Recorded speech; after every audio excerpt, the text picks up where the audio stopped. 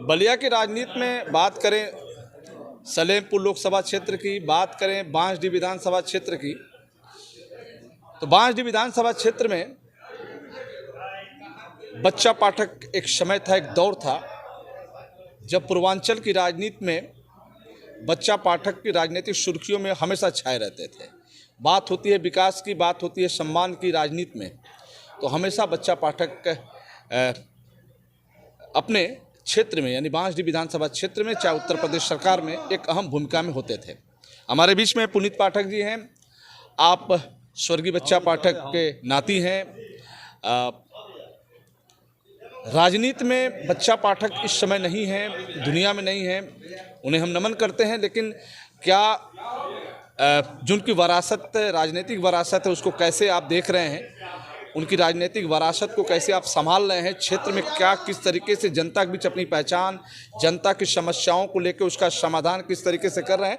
आइए बात करते हैं पुनीत पाठक जी से। नमस्कार। पहली बात तो आपको बधाई, क्रांति मैदान में ब्राह्मण सम्मेलन में क्या हालचाल है? जी, सब आप लोग का आशीर्वाद है, सबकी दुआ है, बहुत अच्छा चल रहा है। बहुत स्मार्ट लग रहे हैं। धन्यवाद। अब तो बच्चा पाठक जी दुनिया में नहीं है, लेकिन उनकी वरासत को लेकर क्या हो रहा है?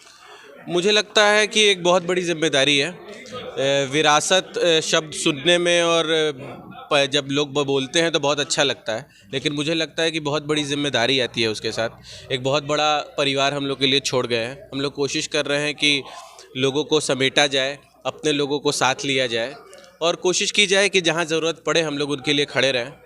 आप लोग के आशीर्वाद से, दादाजी के आशीर्वाद से हम लोग को चुनाव लड़ने का भी मौका मिला इस बार कांग्रेस पार्टी से। उसके पहले हम लोग जिस सीट को मेरे दादाजी ने शुरुआत की थी ब्लॉक प्रमुख रेवती, उस सीट को पिछली बार हम लोगों ने जीता।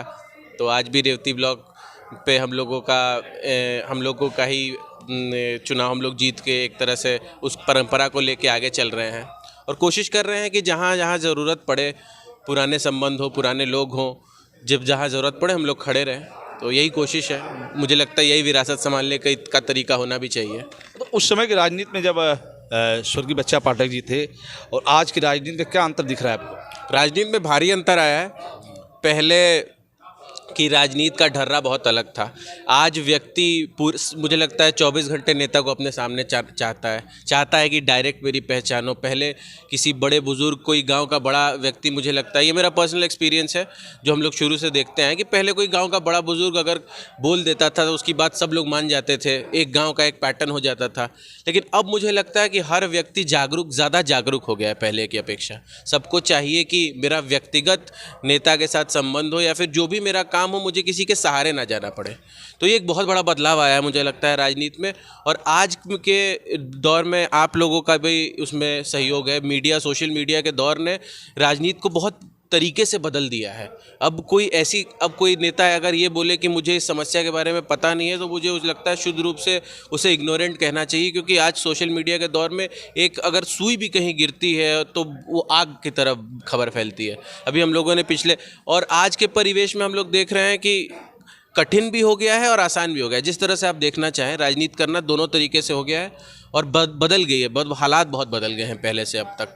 अब संसाधन भी ज़्यादा हैं, सरकारों के पास धन भी ज़्यादा है। पहले की सरकारों के पास धन कम हुआ करते थे, तो धीरे धीरे धन, जो विधायकों को सुविधाएं मिलती है, पहले विधायक निधि नहीं हुआ करती थी। पिछले 15, 20, 25 सालों में एक विधायक निधि, पूर्वांचल निधि, तमाम निधियाँ आई हैं, तमाम प्लान्स आए हैं सरकार के, जो मुझे लगता है कि अगर कोई चाहे तो लोगों की मदद काफ़ी हद तक कर सकता है। चलिए, एक सवाल है कि कांग्रेस से हमेशा पुराना संबंध रहा है आपका, लेकिन बीच में आप भटक गए थे, भाजपा के साथ चले गए थे, क्या रहा वजन?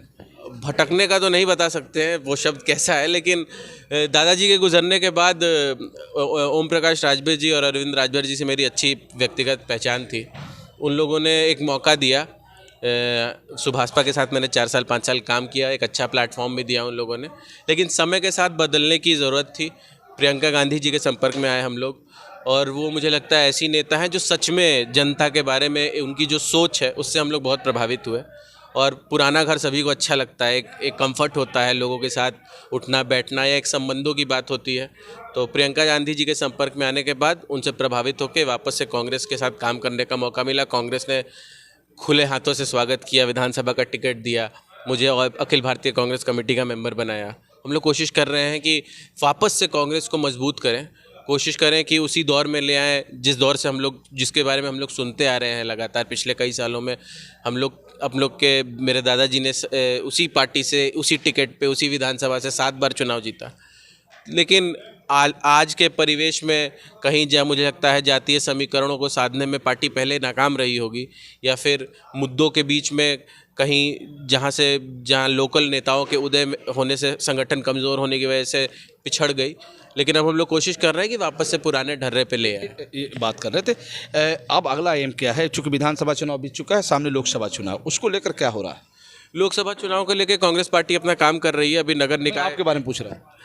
हम लोग पार्टी के साथ हैं। जिसको भी पार्टी लोकसभा का उम्मीदवार बनाएगी, हम लोग उसके लिए पूरा प्रयास करेंगे, कुछ जिताने की पूरी कोशिश करेंगे। बच्चा पाठक जी अपने क्षेत्र बांसडीह विधानसभा क्षेत्र से 7 बार विधायक रहे और कई बार उत्तर प्रदेश सरकार में मिनिस्टर भी रहे। उस दौर को हम कभी नहीं भूल सकते जब बात आती थी विधानसभा चुनाव की। उस समय बांसडीह विधानसभा क्षेत्र में सोनिया गांधी, राहुल गांधी, प्रियंका गांधी भी चुनाव प्रचार में बच्चा पाठक जी के चुनाव प्रचार में आते थे। पूरी कड़ी सुरक्षा के बीच चुनावी सभाएं होती थीं। उस सभा में राहुल गांधी, प्रियंका गांधी और सोनिया गांधी भी दिखते थे। तो दौर था, एक जमाना था। अब खैर कुछ बदला सा नज़र आ रहा है। लेकिन पुनीत पाठक जी हमारे बीच में हैं।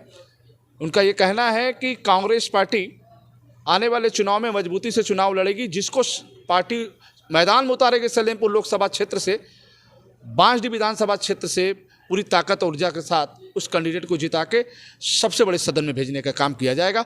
फिर हम आपसे जुड़ेंगे, तब तक लेते ही जुड़े रहें बलिया आजकल से। मैं रोशन जायसवाल, नमस्कार।